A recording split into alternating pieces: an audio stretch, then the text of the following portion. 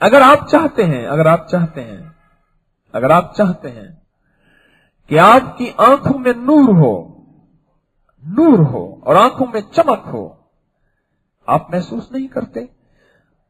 جب موت کا معائنہ کیا جاتا ہے، ڈاکٹر سب سے پہلے آنکھ کو چیک کرتا ہے، ایسے آنکھ میں چمک ہے؟ جب موت کو چیک کیا جاتا ہے کہ اس کی طبعی موت ہو گئی ہے، جہاں اور معائنے کیے جاتے ہیں، سب سے پہلے ٹوٹیاں لگانے سے پہلے، ٹوٹیاں سے مراد انسٹرومنٹس، دیسی طور میں ٹوٹیاں کہتے ہیں نا، جیسے میں نے نہیں کہا تھا، ایک صاحب مجھ سے کہنے لگے کہ میں نے آٹومیٹک کی گولیاں بھی بڑی کھائیں، antibiotic, automatic, antibiotic کو کہتا تھا آٹومیٹک کی گولیاں میں نے بہت کھائی ہیں۔ کہنے لگا پھر ہما پھاتا کا علاج بھی کیا، ہوموپیتھک، ہما پھاتا کا بھی میں نے بڑا علاج کیا ہے۔ تو ٹوٹیاں لگانے سے پہلے جو سرجیکل انسٹرومنٹس ہیں، اسٹیتھوسکوپ ہے یا جو بھی ہے، اس سے پہلے آنکھ دیکھتے ہیں، آنکھ کی چمک ہے یا نہیں ہے۔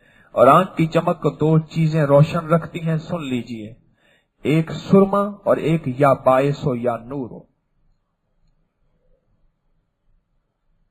کون سی چیزیں؟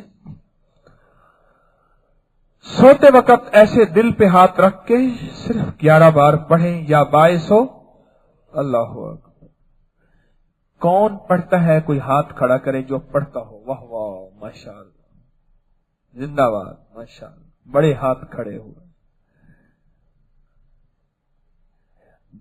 کون ایسا ہے جس کو یا باعث ہو یا نوروں کا پتہ نہیں ہے، وہ ہاتھ کھڑا کرے؟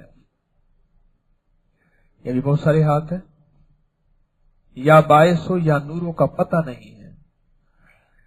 جو بندہ 11 بار دل پہ ہاتھ ایسے رکھ کے 11 بار سوتے وقت پڑھے، وضو ہے یا نہیں ہے، پاک ہے یا نہیں ہے،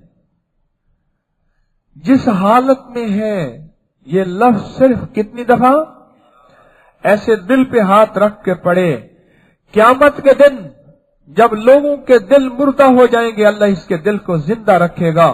موت کے وقت اللہ اس کے دل کو زندہ رکھے گا، اس کے فائدے بتا رہا ہوں۔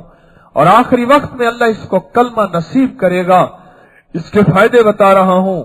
اور اللہ اس کو دل کا کشف اور نور دے گا، اور اس کو تہجد نصیب ہوگی، اس کو فجر نصیب ہوگی، اس کو آنکھوں کی چمک، آنکھوں کا نور ملے گا، اس کو چہرے کا نور ملے گا، اس کو دل کی روشنی ملے گی، اس کے دل کی سیاہی کٹے گی، اس کی طبیعت میں اللہ پاک اپنی ذات کا نور خشیت عطا فرمائے گا، اور اس کو اللہ گناہوں سے بچائے گا، اس کے دل کو اللہ وسوسوں سے بچائے گا، اس کو دل کی بیماریوں سے، ہارٹ اٹیک، انجائنا سے بچائے گا، اس کو دل کی سرجری اور آپریشن سے بچائے گا، اس کے دل کے اندر ہر وقت گھٹن، انجانا خوف، اللہ اس سے نجات دے گا۔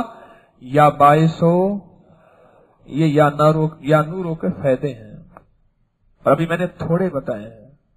اگر میں پوچھنا شروع کر دوں جتنے ہاتھ کھڑے کیے ہیں، پھر درس اسی میں ہو جائے گا۔ سرما آنکھوں میں ڈالنا ہے، سرما، ہمدرد کا آتا ہے ایک سرما بنگر، کیا نام ہے اس کا؟ اب ہمدرد کا سرما ہی سارا ختم ہو جائے گا۔